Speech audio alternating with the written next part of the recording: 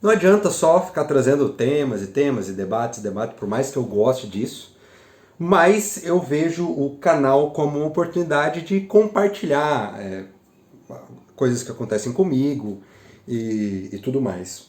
O vídeo da depressão, se você não viu, veja. Uh, é recente agora, uns 2, 3 vídeos atrás. Foi um desafio para mim. Só que quando eu terminei, foi assim, terapêutico também, sabe? De expor algumas coisas. Quando você começa a expor aquilo que está acontecendo, é, a, a, o problema se torna até mais claro para você, né?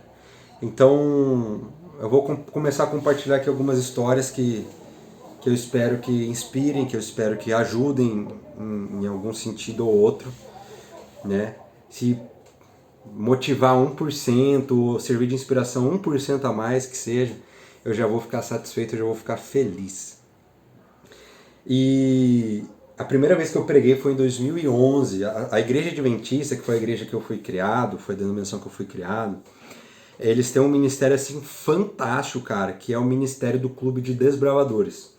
É bem parecido com os escoteiros, só que tem uma abordagem espiritual bem maior. Então, além de você pegar ali a gurizada, né, 10 a 15 anos, e ensinar eles coisa de acampamento, sabe, aptidões físicas, mentais, né, o estudo, existe uma parte espiritual ali muito importante. Muitas crianças e adolescentes conhecem a Cristo por causa do Clube de Desbravadores. Não é que eu ouvi falar, eu vi muitos serem resgatados por causa do Clube de Desbravadores. Né? O Clube de Desbravadores foi ali uma porta de entrada para essa galera. Essa galera que, cara, conheci muita gurizada de periferia que com certeza estaria em outros caminhos se não fosse o Clube de Desbravadores. E comigo não foi diferente. Eu nasci em família cristã, mas o Clube de Desbravadores ele deu um gás, assim, sabe? Em 2011, a liderança teve a ideia de começar uma programação chamada A Voz dos Desbravadores, que era uma série de 8 domingos, onde o culto ele seria praticamente inteiro ali ministrado e conduzido pelos desbravadores. Então ali foi um celeiro assim de vários pregadores, de vários ministros, né? E eu fui um deles. Eu lembro que na reunião, todas as reuniões do clube são geralmente no domingo de manhã. Então a gente estava ali na reunião, eu já tinha no meu coração o desejo de ser pastor, o desejo de fazer teologia, mas nunca tinha pregado nada, só estava servindo ali na igreja, era guri, né? Tinha 11 anos. E ali começaram a perguntar quem quer pregar, pra gente formar aqui uma escala, e eu obviamente não levantei a mão. Não levantei a mão porque eu tremia de medo, tremia de medo. E aí a reunião acabou, eu fui para casa, eu não lembro assim, acho que foi passou uns 2 dias, isso foi no domingo, numa quarta ou numa terça, eu recebo uma ligação, um telefone fixo na época, do capelão, o Rony. Inclusive, não sei se ele vai ver esse vídeo, mas fica aí meu eterno agradecimento. Por quê? Eu atendi a ligação, era o Rony. O Rony falou assim: olha, João, eu vi que você não levantou a mão. E eu acho, na minha opinião, acho que você se sairia bem, né? Não entendi porque ele falou aquilo, porque eu nunca tinha feito nada parecido. E aí vou pensar, né, aquele famoso vou ver e te aviso. Aí eu desliguei o telefone, meu pai estava deitado assim no sofá da sala, ele perguntou quem que era. Eu falei: olha, pai, é o Rony. Ele falou isso, isso e isso, o que você acha? Ele falou: olha, eu acho que você tem que aceitar. Vai pra cima, é uma grande oportunidade, né? E aí eu liguei de novo, passado ali 10 minutos, liguei de novo e falei: olha, Rony, eu topo. Eu creio muito, eu mantenho uma crença assim de que as coisas mais extraordinárias que acontecem na nossa vida são aquelas que a gente não faz ideia do que está acontecendo. Quando você percebe, já aconteceu. Então, e não deu tempo de você pensar naquilo que está, né, no momento ali. Não que você não aproveite, mas não deu tempo de você se dar conta. E acho que foi esse o momento. Não deu tempo de eu me dar conta do nível de responsabilidade que eu estava colocando sobre meus ombros com 11 anos de idade. A pregação era mais ou menos para dali um mês, então eu já recebi, sabe aqueles sermões prontos, né? Prontos mesmo, assim, não são esboços, são sermões prontos, né? Do começo ao fim. Eu recebi, estudei aquilo como se fosse a minha vida. Eu estava de férias na época, foi em julho. Então foi mais fácil, tive mais tempo para estudar, me dedicar àquilo lá. Chegou no dia 17 de julho de 2011, me lembro como se fosse ontem. Eu cheguei, o primeiro a me receber foi o Rony de cara. Ele falou: vamos, vem aqui comigo. Tinha uma salinha ali na entrada da igreja que não era uma salinha pastoral, era uma salinha assim de depositar as coisas, sabe? Toda igreja tem essa salinha, que não é uma salinha de nenhum departamento, é só uma salinha que serve de depósito. Aí a gente entrou ali. Ele falou: olha, eu sei que você tá nervoso. Toda vez que a gente vai fazer uma coisa pela primeira vez, que a gente nunca teve referência antes, de memória, a gente fica nervoso. Aí ele começou a passar o Rony já tinha sido pastor, né? Ele tinha feito seminário teológico. Então ele tinha umas sacadas assim bem interessantes, me ajudou bastante, orou comigo. E aí chegou o grande momento, senhoras e senhores, meninos e meninas, ou menines, não sei, né? Da pregação. E eu tive muita sorte, porque a igreja, ela tinha aqueles formatos bem antigão, assim, bem igreja tradicional, e o púlpito, cara, era aqueles púlpitos gigantescos, assim, de madeira, sabe? Peraí que a espuminha do microfone caiu. Era aqueles púlpitos de madeira. Deixa eu ver se eu consigo colocar. Aí, deu certo. Era aqueles púlpitos de madeira grandes. Então eu era pequeno, então o púlpito batia mais ou menos aqui em mim. Batia mais ou menos aqui. Então, graças a Deus que não dava pra igreja ver minhas pernas tremendo, meu corpo tremendo. E assim, a pregação, claro, pensa, um guri de 11 anos, cara, pregando pela primeira vez, a igreja não estava lotada, mas tinha pessoas.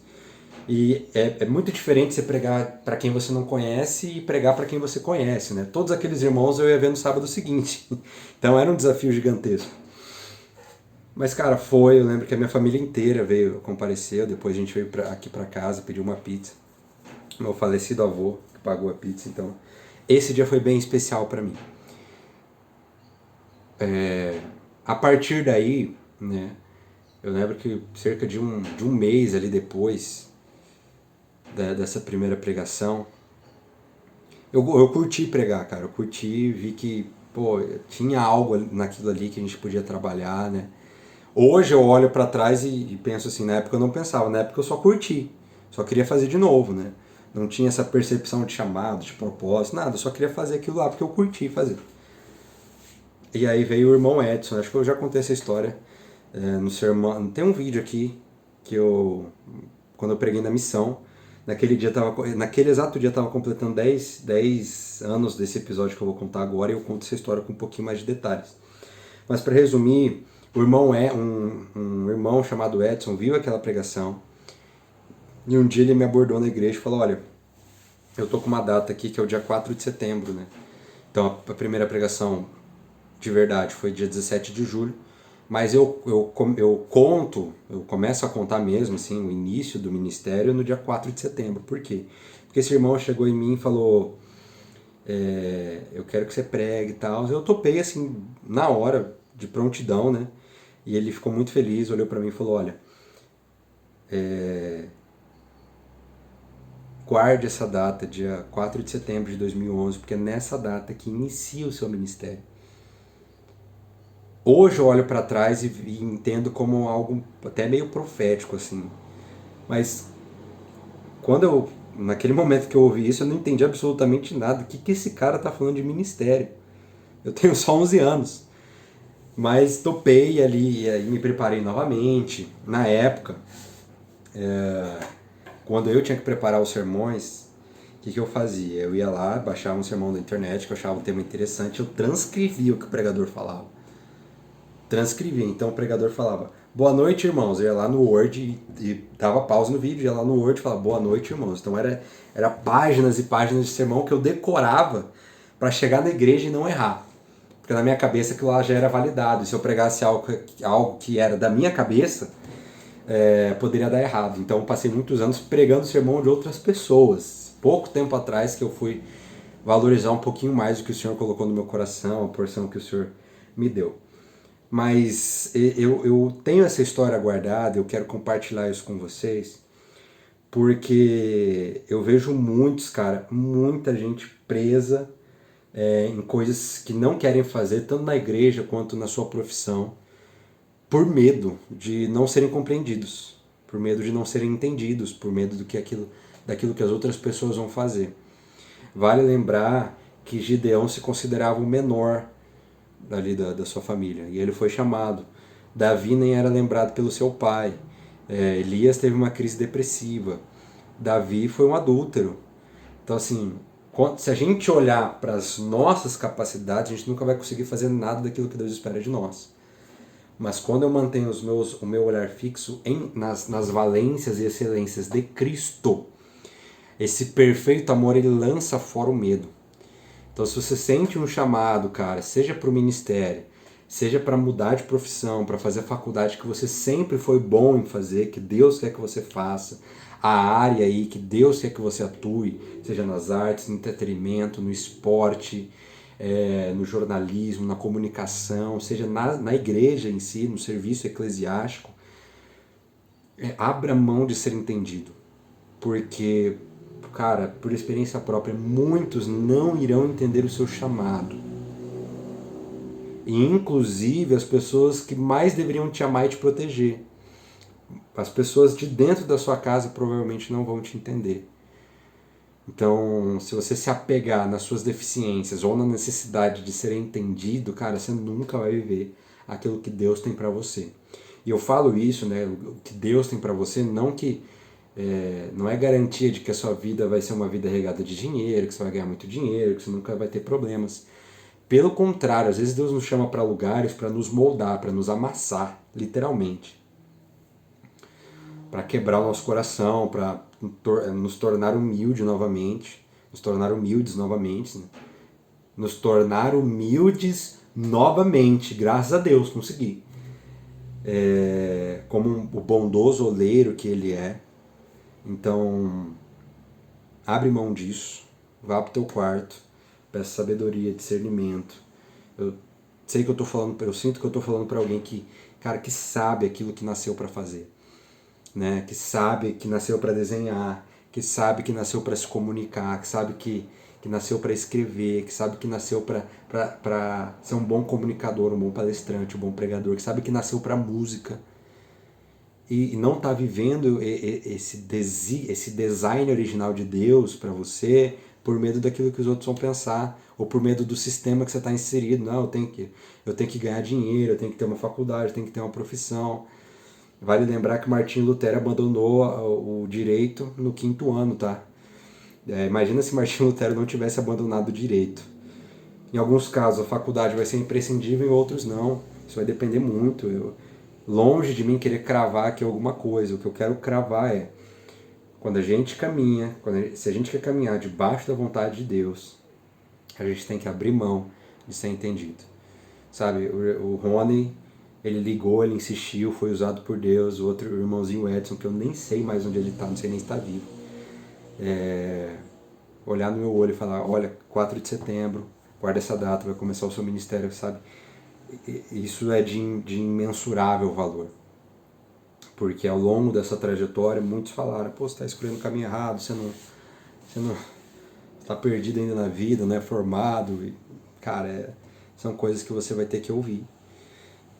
Se você não tiver firmado na palavra, não caminhar sobre a palavra, né, de Jesus, assim como Pedro caminhou ali no mar, você vai acabar se perdendo e vai acabar aderindo a esse sistema que empurra a gente para viver pelas necessidades e não pelo propósito. Espero que esse vídeo tenha ajudado você de alguma forma, espero que essa história tenha ajudado você de alguma forma, nem que seja um pouquinho. E aí você, cara, você já sabe o que tem que fazer, já é rato de internet, tem aí o botão de se inscrever, de curtir, enfim. É nóis!